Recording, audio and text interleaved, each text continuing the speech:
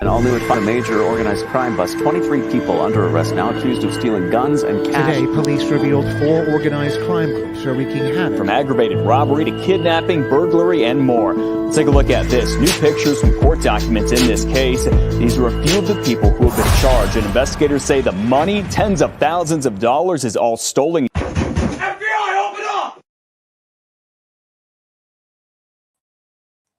Welcome to this episode of Chattin with Staxx. I'm your host, Bill Staxx, and today I've got an interview I'm dropping, but I wanted to come on here. I'm going to play a little bit of part 2 before I drop part 3, because it's important that you see the context of what was said on part 2, because it gets interesting on part 3. It's a really good story, and I want you guys to get the whole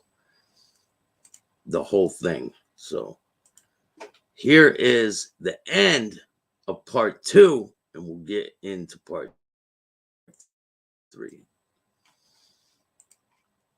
These are things that I did. I was in graffiti, all that, but like it all came back to skateboarding because that's how it started. And I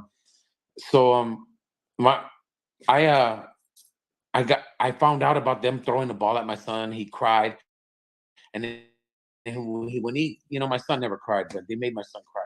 And he had one of those cries, those cries where you're like, he couldn't even talk. I know my kid. When I seen him, he's just like me. He'll cry and he'll be like, it hurts. Like that's the cry that I get from him. Like, Dad, it hurts. But this was like a hurt when you're hurt in your feelings. Like, like he was hurt by grown ass men. Yeah, he probably thought they were gangsters. They were gangsters. So they all looked like my family. And he probably felt comfortable throwing and playing with them. And they hurt his feelings by throwing the ball at his face and then him falling back. That didn't hurt him. What hurt him is when he fell, they were all like, pointing at him. So that hurt his feelings. And he told my girl hit me up on my 1-800 Sky pager, because back then we had Sky pagers. Remember those? And, I remember that.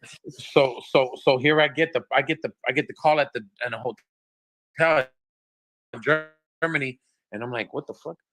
So I sent a couple of my cousins over there, and they go and they talk to her, and everything's cool and everything. But I'm coming home in like 2 weeks. So when I get back, I confront the guy.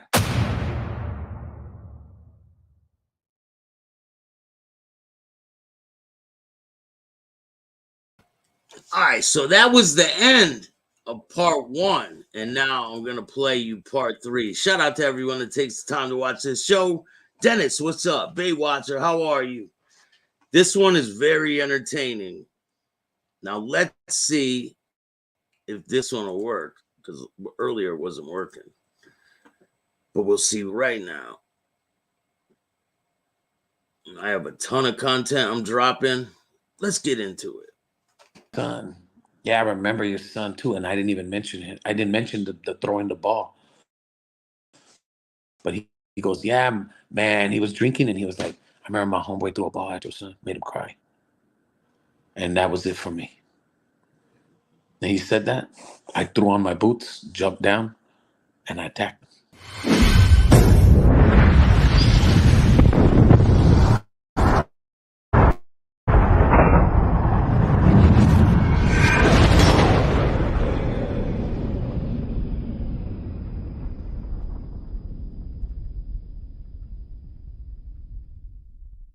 Welcome to this episode of Chattin with Staxx. I'm your host, Bill Staxx, and today I got Al Garcia and Fabian Al. And he says, oh, no, it was, my homeboys were here, and I'm sorry, it's an accident. I go, look, man, I've tried my best, I don't want no. So I left it at that. And I didn't talk to them. No more barbecues. No more barbecue for you, So I'm done defeating them. So, and now, fast forward, like 12 years later, bro. Maybe one, let me see, that was like 98, 97. Maybe let's say, 6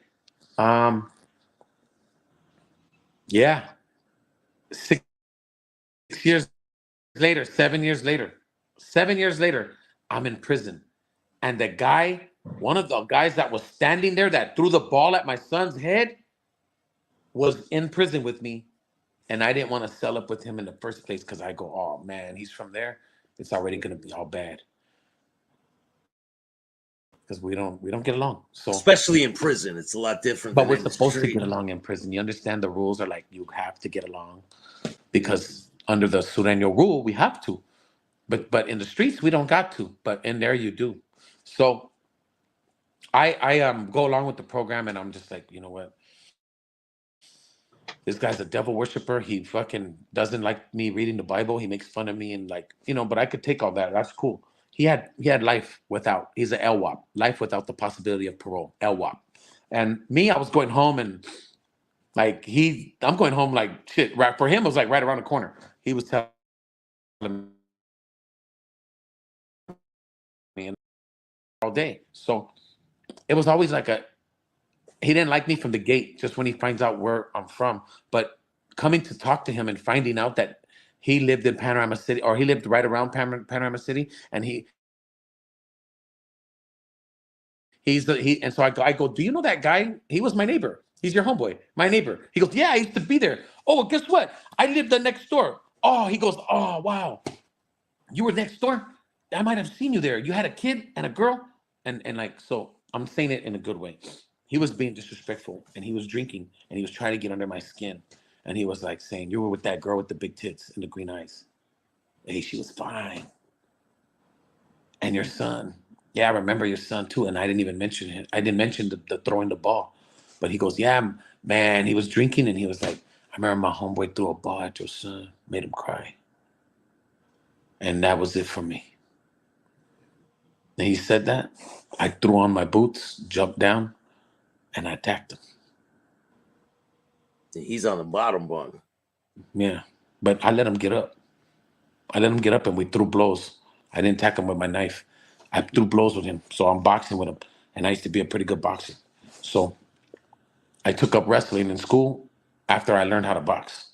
So I fucked him up. And I dropped him twice. And then he reached for his knife and he stabbed me. And then I wrestled him. And as he's stabbing me, I took the knife from his hand and I had him in a headlock because I used my body to get on top of him and put like a whole spread my legs. I used my legs and my weight to get on top of him. And I had him, but he was still stabbing me. And I took the knife, I took it and I had him in a headlock and I pierced him about maybe 10 times around the face and the head and the neck. So when Where'd he stab you? He got me on my side, my arms, I was blocking. He never had my face. He never had a clear shot of me. He only had one clear, and it was right in my side. And I got 8 staples, and the other ones were like nothing. I had scratch abrasions. There's a medical report in prison called the 7219. It's a little human outline of a body, and all these arrows were pointing to me. Like I had like 16 abrasions and a couple stabs, right? Like big. He had all of them, and from his neck on up, which they gave me the attempted murder.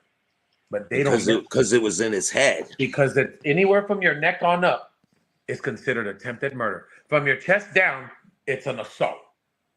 You understand? Prison works like that. I didn't know that. So they threw me in. Even though he started it, and I'm not going to be like a little elementary guy, but you know. He started it. Yeah. But really, in all actuality, you just said the magic words to set any man off.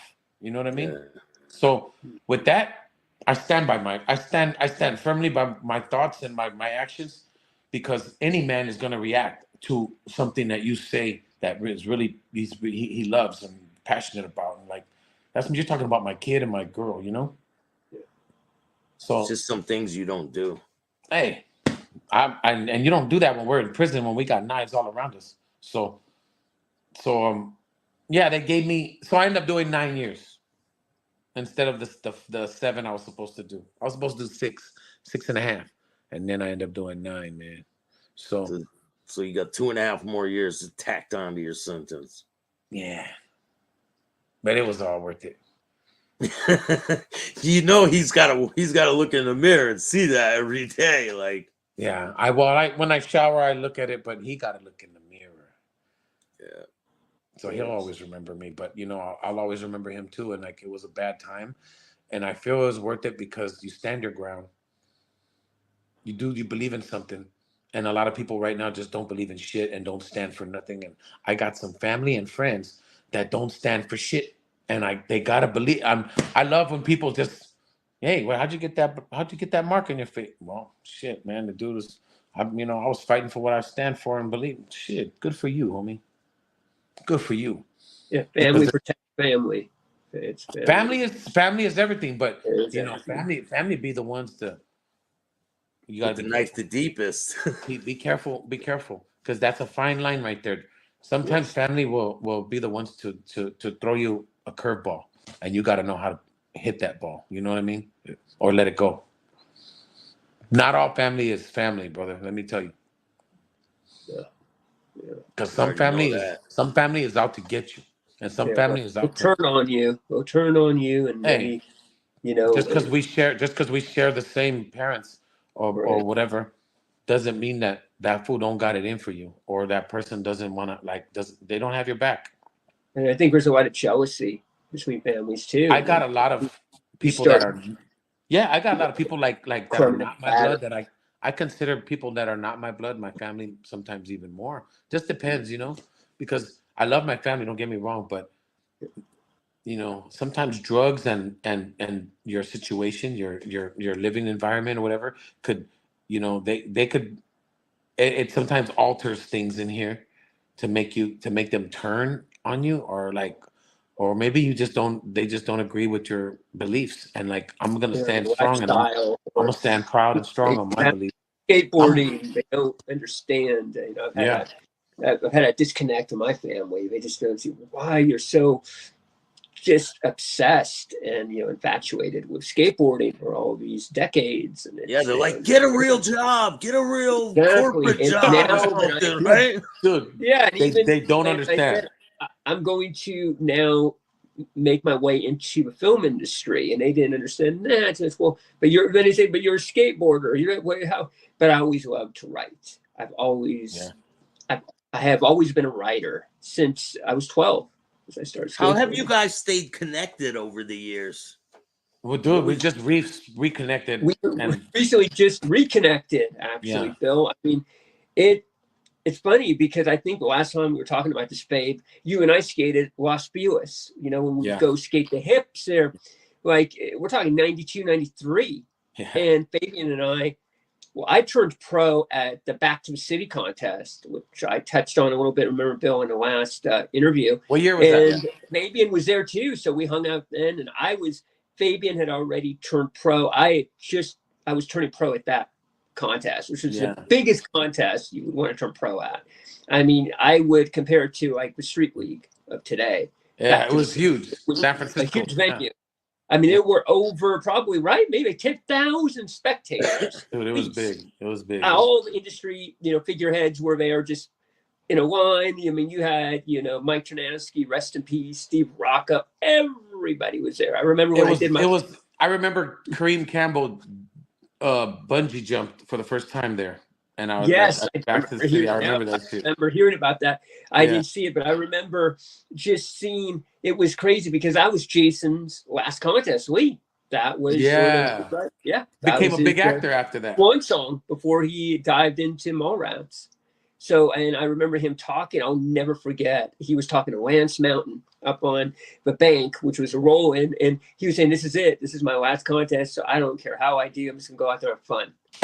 And he just killed it. He killed it too, motherfucker. I mean, and there were so many entrants. I don't remember who they paired you with, Fabian. I know they put me with Ronnie Bertino, as I was telling you, and Guy. The other day, and it was just crazy because Ronnie had just been announced on Plan B.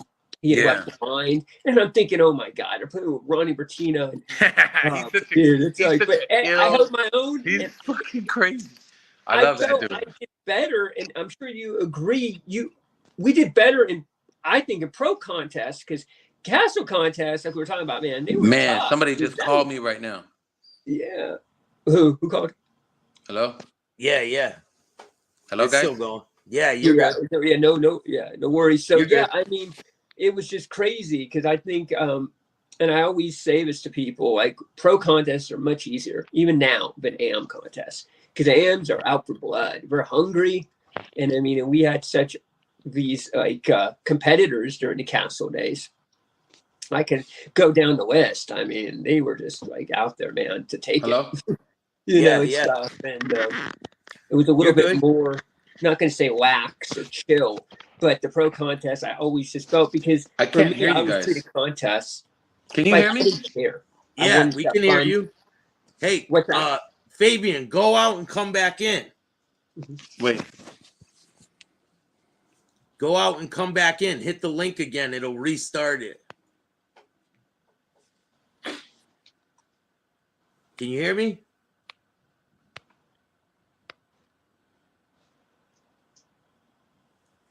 Go out, go in your email and hit the link again, and it'll let you come back in. It'll restart it. I can't hear you. I can't hear nobody. Oh, Text them and tell them to leave the link and come back in. Okay, hold on a second here. Luckily, we're not live. Yeah, I'll pause. All right, we're back. Okay, good. Thanks. And it was always great, you know, to skate with Fabian, even back then, because I had met Fabian, God, when he was skating for Z. We're talking like Z-Boy, You know, Z-Boys, because I had a friend who skated a lot with, you know, George Watanabe and all of these other Z skaters. And the funny thing is, I went for a short time, I went to continuation school with Butch Sturbins. So I was always around with Z skaters. And I went to high school with Jimmy Acosta's cousin. So I knew his cousin. She was awesome. She was always bringing us stickers, Z, you know, Jimmy Acosta stickers and stuff. So it was just, I've always been very blessed to be around like skateboarding. I've always had such a connection. You guys got your own skateboards, right? Yeah, definitely. Yeah. So you guys are you guys going to do a collaboration coming? We're working on it. We're going to do something in the very near future. I think that'll be dope. Mm-hmm. With everyone, you know, my skate friend, which so coincidentally. What do you guys got coming in the future? What's your plans for the future? Oh, man. So much to talk about and so little time. I mean, we're working on some big projects, Bill. Skateboarding, and as also related, of course. We're Fabian. I can talk a little bit about Fabian's you know, affiliation with and what he's doing for a cousin, which is what we're in pre-production for right now, which is, it's turned into something that I never could have imagined it could have turned into. This film is turned into a studio film. I mean, we're working with such high caliber producers now in this film, Fabian being one of them. Our brother, William Clevenger, Will. He is the lead producer now on The Cousin, and we have now brought on his production entity, Big Picture Collective, which I'm under now management with Fabian. So he's our manager too, and we've just been connecting all the dots. And I'm going to tell you, and Fabian, I'm sure you can back me up here, The Cousin is going to be much more than just your average formulaic horror film. I mean, it has so many layers to it, and it just, I feel it has, you know, there's a big takeaway, because again, we're dealing with a protagonist / antagonist who's trying to find her the world, and she's getting all the doors slammed in her face from her family and from the outside world, the cliques. So I think there's a lot of inner relatability built up inside this story. And for me as a writer, that's my end goal, is I want to really inject all of these sort of humanistic traits and idiosyncrasies that these people / the general audience can really resonate with. So I think we've accomplished that. And I'm sure you agree with me, Fabian, with how these characters are fleshed out. And Fabian has a major role. Shit, we lost Sal. Probably gonna lose me too right now. It's getting that time. Yeah, I know. We got a bad And connection, I Al. can't say too much about I who probably we have have like in the cast, but it's going to blow minds. Yeah. Not only in the outside world, but in our world too, the skateboarding world. I mean, who we're going to be working with. I mean, I pinch myself every day. I can't believe I will be directing these. I mean, top tier. I'm talking A-list. I'm gonna try to come out there, man. Maybe I'll be involved with you guys. That'd be dope, man. Yeah, I just did a role out in New Haven, Connecticut. It was all over the news. I acted with Robert Miano from Donnie Brasco. Nice. It was pretty cool. I played a hitman. That's cool. Well, I can see that. Yeah, that's good. I played a white boy hitman in the cartel named Kane. That's so awesome. So happy for you, Bill. Yeah, I know. Yeah, last man. week, the interview November, you were saying, yeah, you want to act, more acting, and it's a great. I mean, I look at the whole film space as a different artistry, and I feel I'm not doing anything different than I wasn't doing, say, even 20 years ago. I'm just now channeling it into a different, medium. As far as when it comes to writing, directing, producing. It's all an artistry, man. There's really no sort of way to individuate the two. It's pretty dope, man. But we'll do a follow-up interview and get you guys again so we can get more information out there. Do you want to tell the people where they can find you, Fabian? Yeah. Hit me up on Instagram at Fabian Alomar Official, and on TikTok at Fabian_Alomar. That's probably the only things that I'm pretty much doing other than film. I do a lot of other stuff with kids. I'm always in Echo Park. I'm approachable. Hit me up, DM me if you got any ideas or you want, I love to come and speak to kids, and I just love working with youth and troubled adults, anyone really. So, and even if your hair's like this, he's not going to steal your board. And even if your hair's like Tony Hawk back in the 80s. The McSqueeze. I used to have the wave. The wave. B-plus. All right, bro. I got to get going, bro. Thank you, man. I appreciate it. Yeah, it's been a real interview. Thank you. Big thanks to real quick Joanna for getting us all set up. Yeah, definitely. She rocks. Joanna. All right. Much love. Shout out to Joanna. Later, guys. Thank you, man. Later. Peace. And Al, do you want to tell the people where they can find you? They can find me. I'm on Instagram. I'm at Al_Garcia_laser. So that's my Instagram handle. They can go ahead and too. Yeah, put a link in the description. And then I'm going to actually we're in early development stages. We're doing a podcast. We'll be one of our first guests on there. So yeah, man, let me know. I'll be around. Big step. Yeah, we're trying to set things up by summer. We should get. Going to really. I'm not going to be the host per se, but I will be one of the guests, and I'm producing it, and it's something that I'm right now in early talks.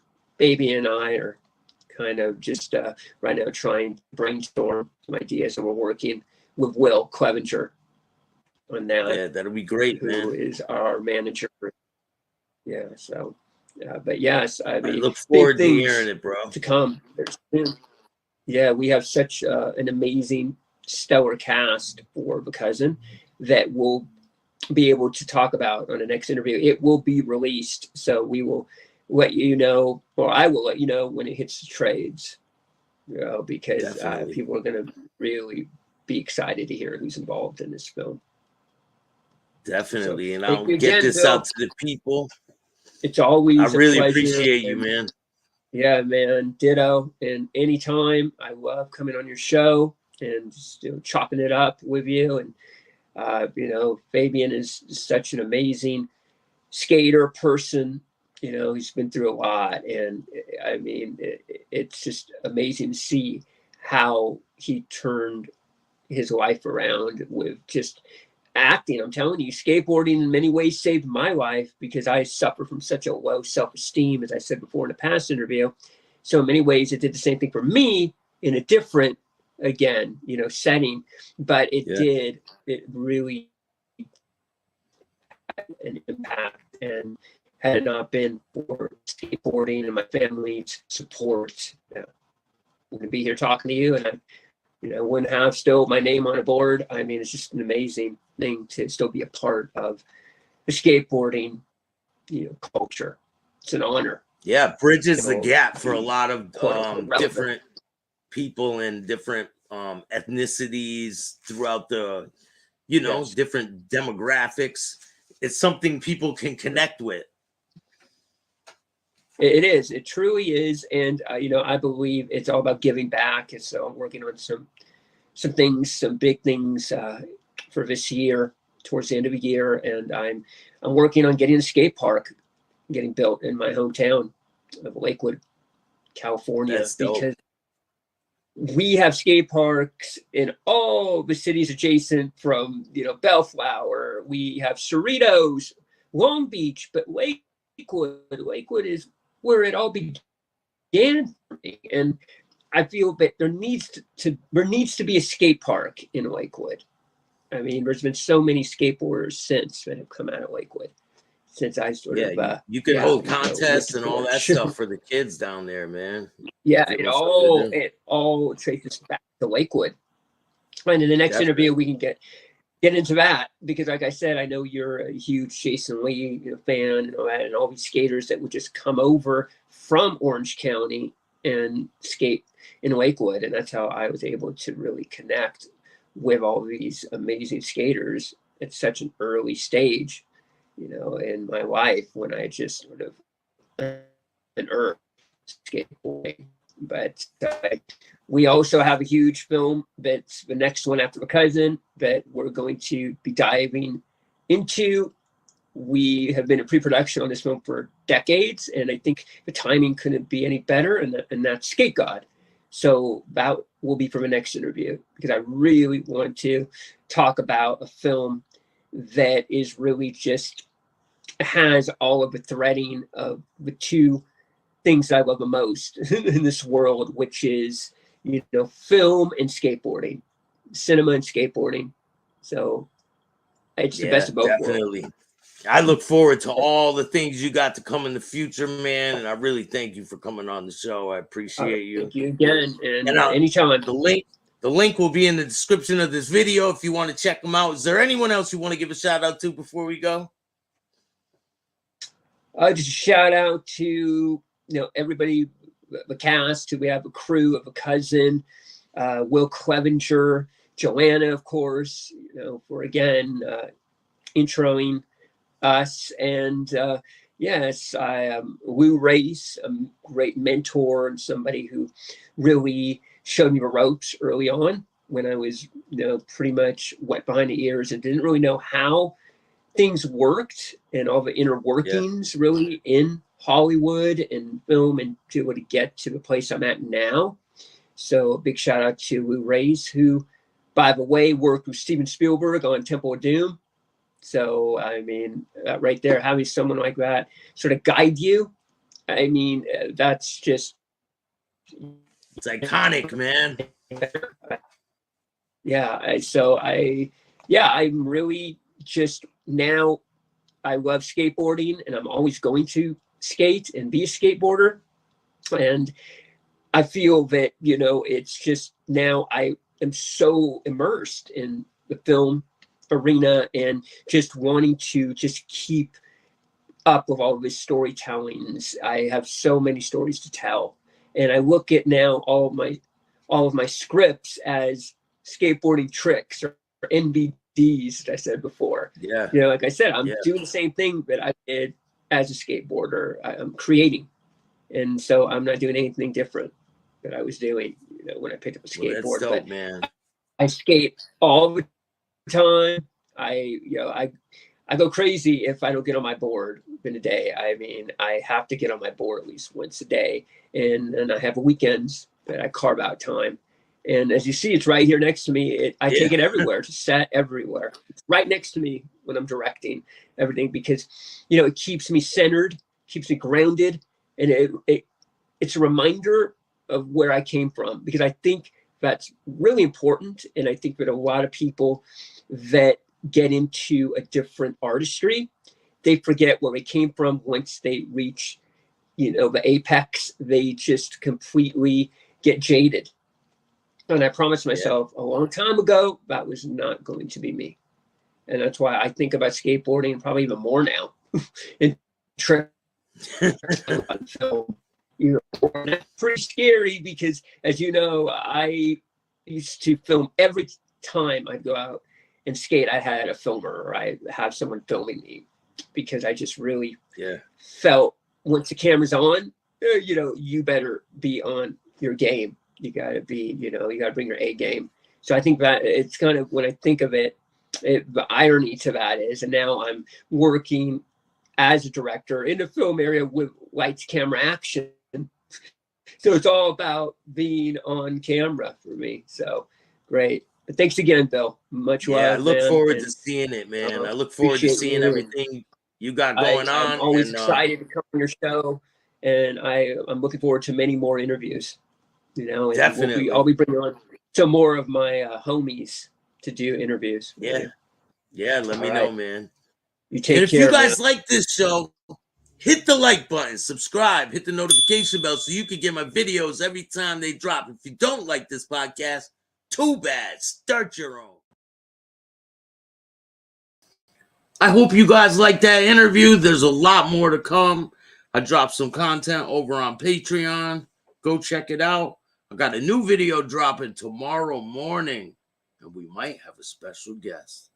I'm going to be on a show on Friday. Stay tuned for that. You might be surprised. It's going to be a good one. Let me give a couple shout outs real quick. Damn it, Mandy. How are you? Baywatcher, what's going on? Buckshot. Thank you guys all for joining me tonight. I really appreciate it. Seems like the last video I did this morning is doing pretty good.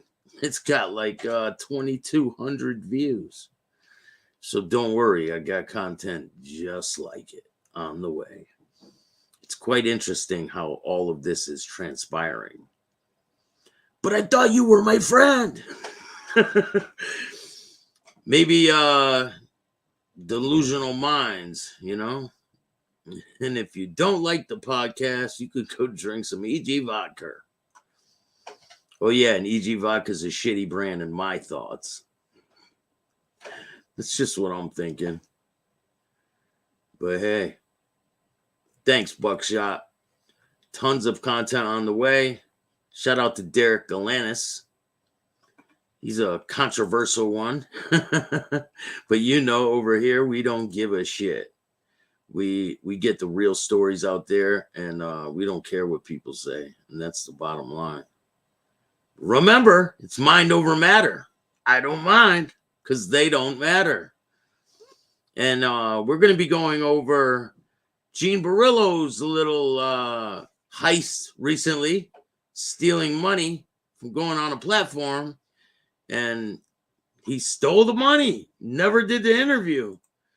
And now he's making it the other guy's fault, calling them names and all kinds of shit. So you guys will see more about that tomorrow. And here's a clip of Derek real quick. It's going to be a funny one tomorrow too. My name is Derek Meyer Galanis, Gambino associate, and I'm chatting with Staxx.